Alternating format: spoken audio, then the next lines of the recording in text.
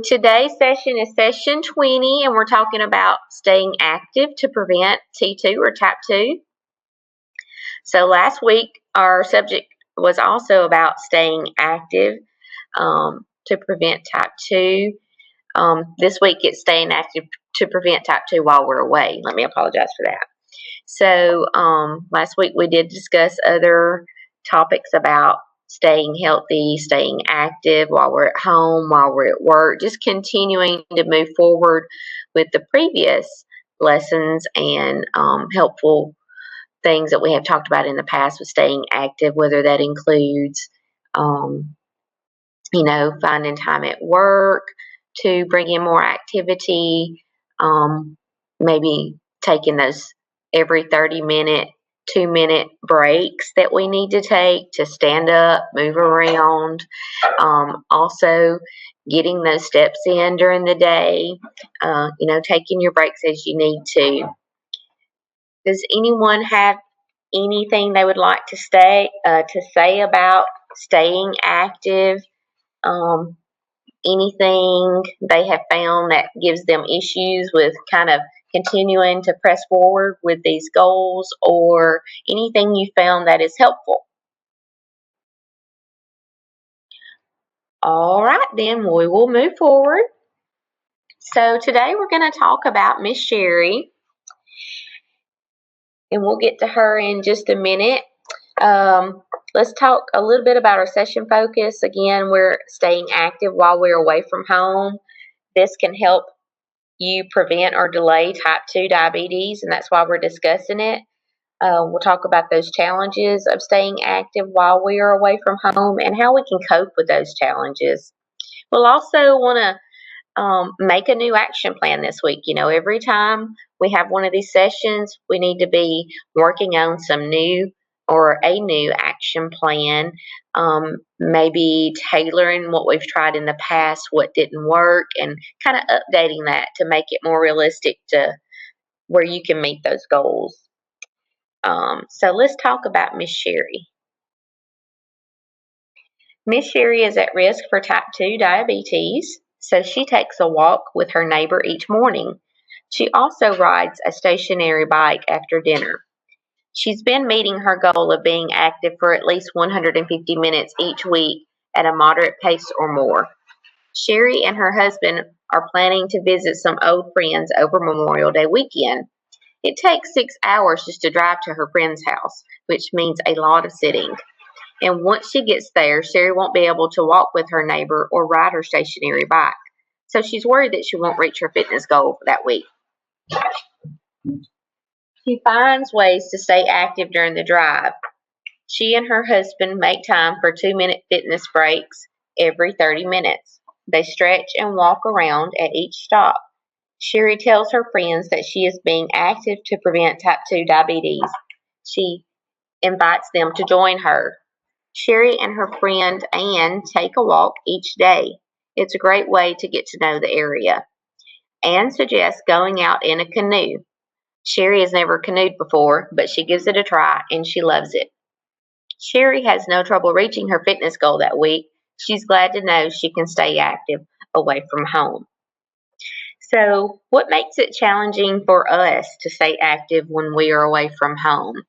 So, these are just some of the, excuses we can make when we're away from home. Maybe one of them is that we're just too busy sightseeing. Maybe it's that we're there to spend time with family and friends, so we don't want to, take away from that time. Maybe it's because we're in the car traveling a long way, like Sherry was. 6 hours. Well, we think we can't stay active while we're in the car traveling. Or maybe when we've gone to a new area, we don't know where to walk or where to exercise at while we're there. So that can be something that can hinder us. We can tell ourselves that we don't use or we can't use our fitness center or our home gym, so we're just not going to do it. And then another excuse Sherry, kind of said there at the beginning was, well, she didn't have her workout partner with her.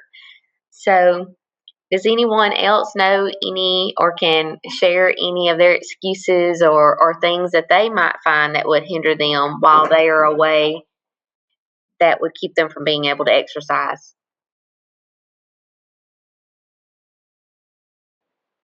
I think just mainly the time, like you said, like visiting with your friends or family, you may not want to take away time from them. Yes, that's right. I think we would do that a lot of times. We would say that, we just don't want to take that time from them, but we can include those family and those friends in our exercise time. Anybody else have anything they'd like to say?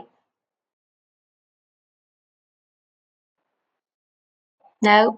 So let's look at some of the ways we can cope with these things. So, um, while we're out sightseeing, if we're walking, we can do some jumping jacks or we could do some stretches.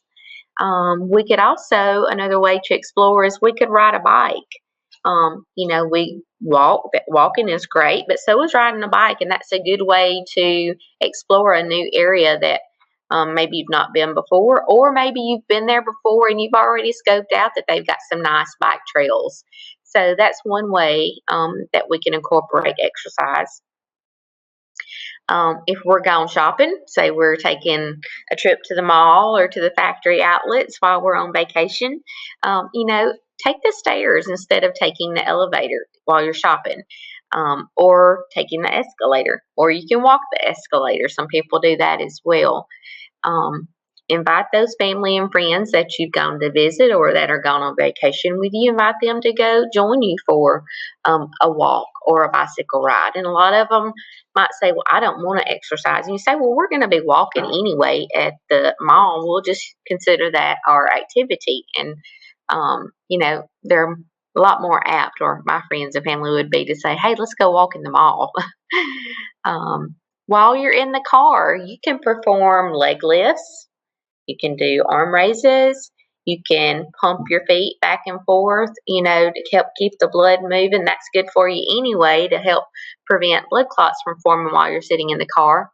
Also, I didn't put on here, but I talked about it just a few minutes ago, and that's those 2-minute breaks or 2-minute activity breaks that we take every 30 minutes. If you are not driving a super long distance and you can afford to stop every 30 minutes, that's excellent for you to be able to stop, get out of the car, move around and walk for 2 minutes or so, stretch and just get the blood flowing and get those muscles loosened back up.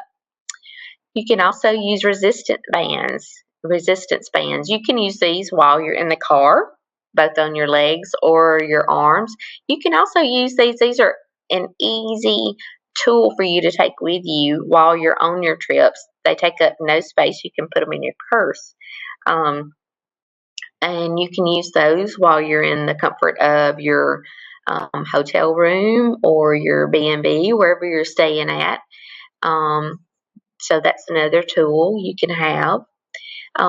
There was also a recommendation to, if you're traveling long distance, to take the train. I've never taken a train ride before, so I think that would be great. But the good thing about taking a train is that you can get up and walk around. So that's really good, and you're able to stay active. Some other things we can do is we can visit a museum or the local park where we're visiting at. And that gets us to be active. We're walking around in that museum and we're looking at all the different pieces of art, or we're walking around the park and seeing all the beautiful nature that's there. You can ask locals the best place to walk, or use an app for that local area. Some towns have walking trail apps and those types of things. And then you can also use a virtual exercise app like the Peloton or MyFitnessPal, or I'm sure there's a bunch of others out there. So, would anyone like to share ways that they are able to stay active when they're away from home? I like to use YouTube. There's a girl I follow on there that posts different like dance videos or even workout videos with not a lot of equipment, so you can do it pretty much anywhere. Yes, YouTube is an excellent resource to use for so many things, and doesn't cost you anything either, so that's really good.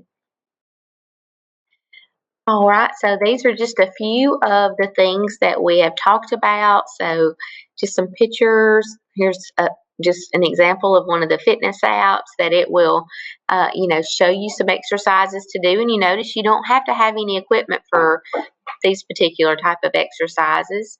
It tells you how long you need to do them for, how many reps you need to do. So those are that's a good resource for you.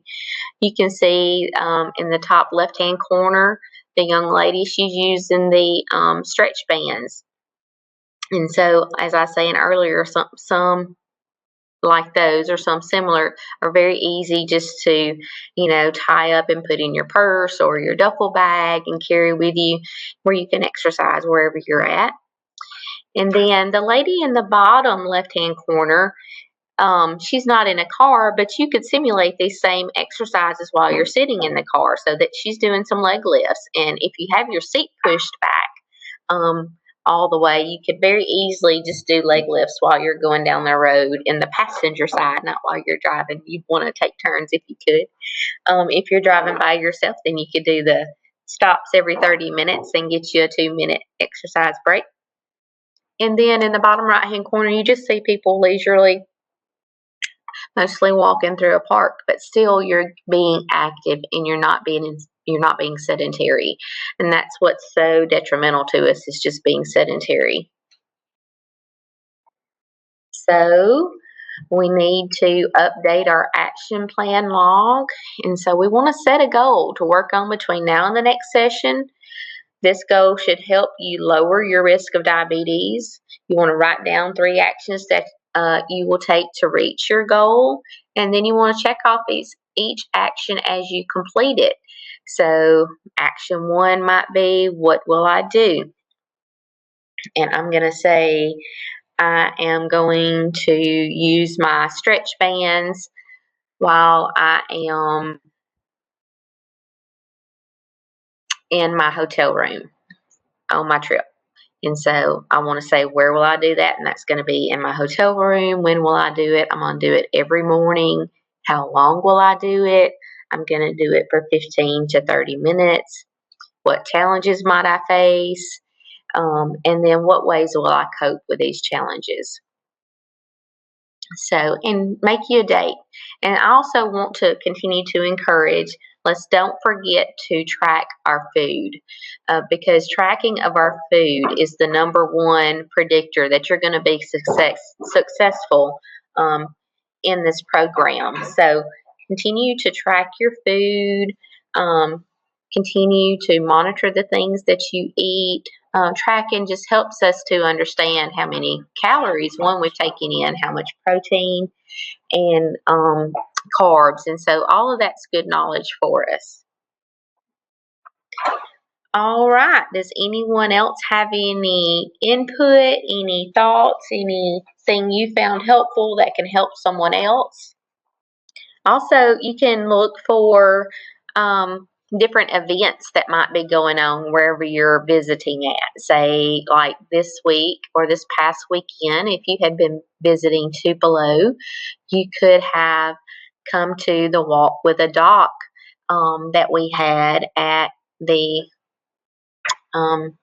walking track across from the Wellness Center. And so you can look at our North Mississippi Medical Center or North Mississippi Health Services page for all of this information. But we would appreciate it if y'all join us and continue to stay active when you are away from home. All right. Thank you for joining us.